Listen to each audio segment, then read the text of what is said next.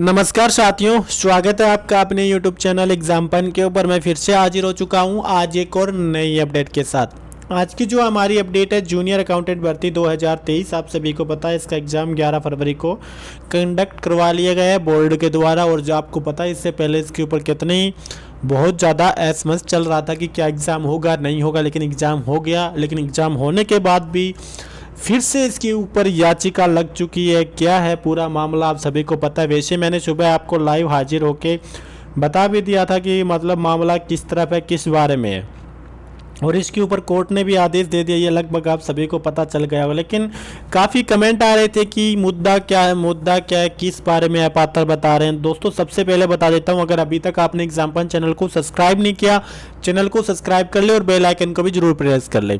आपको सबसे पहले बता देता हूँ जो मुद्दा है, एक तो एज का है दोस्तों। 18 साल से लेकर 21 साल की एज का जो मुद्दा मेन है। इसमें क्या मुद्दा है कि आप पता होगा कि जब आप नेक्स्ट अपने पीछे जो हियरिंग डेट थी वो 9 फरवरी थी। उस दिन अपना जो फैसला हुआ था, पहले डबल बेंच के अंदर, डबल बेंच में क्या इसके रूल को चुनौती दिया गया और वहाँ पे रूल बिल्कुल सही लगे, तो इस कारण से इसको वापस किसमें सिंगल बेंच के अंदर शिफ्ट कर दिया गया, जहाँ पे कौन थे, जस्टिस समीर जैन थे, जो भी आज भी इन्होंने क्या फैसला दिया है। इसके अलावा दोस्तों उस दिन क्या है कि जो ये एज का मुद्दा है 18 और 21 वाला, ये कोर्ट के अंदर नहीं रखा गया था 9 फरवरी को। तो इस कारण से ये जो मुद्दा है आज इसकी सुनवाई हुई। पहले हियरिंग डेट थी, पहले हियरिंग डेट के अंदर ही आपने देखा होगा कि इसके जो फाइनल रिजल्ट है उसके ऊपर कोर्ट ने रोक लगा दी है।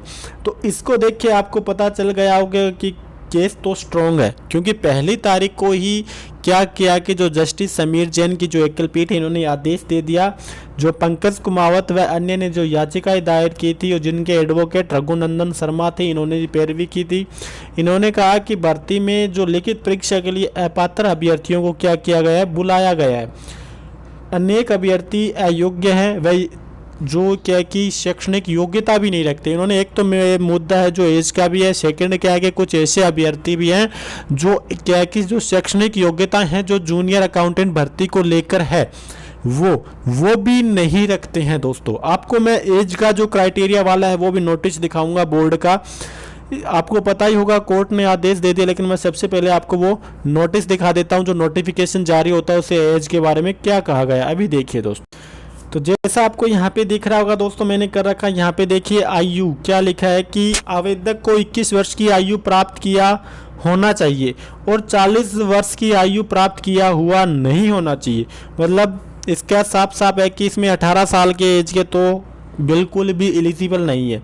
तो यानी 21 साल जिसकी एज रहेगी वो तो एलिजिबल है ही। अगर 21 साल से छोटी एज का कैंडिडेट अगर फॉर्म फिल कर दिया है किसी कारणवश से, मतलब कैसे भी किया है, एक समझ में नहीं आता अगर वो 18 साल से 21 साल से ऊपर है, अगर कर दिया है 18 साल से ऊपर है लेकिन 21 साल से कम कर दिया, तो उसका फॉर्म सबमिट क्यों हुआ, इसमें किसकी गलती है।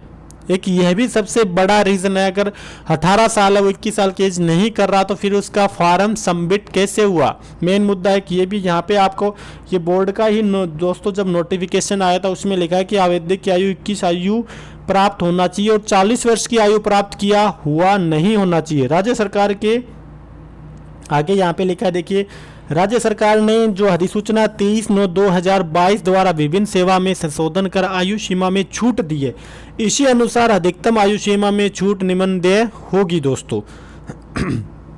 The person age limit 31/12/2020 shall be deemed to within age limit 31/12/2024 तक। यहाँ पे आपको दिख गया होगा ये जो एज का क्राइटेरिया है वो मैंने आपको दिखा दिया। तो आपको एज वाला मुद्दा लगभग समझ में आ गया होगा। अब कोर्ट ने भी आदेश दे दिया है कि इसके ऊपर रोक लगा दी है। जो फाइनल रिजल्ट है वो पूछ के ही कोर्ट के आदेश के बाद में ही जारी किया जाएगा।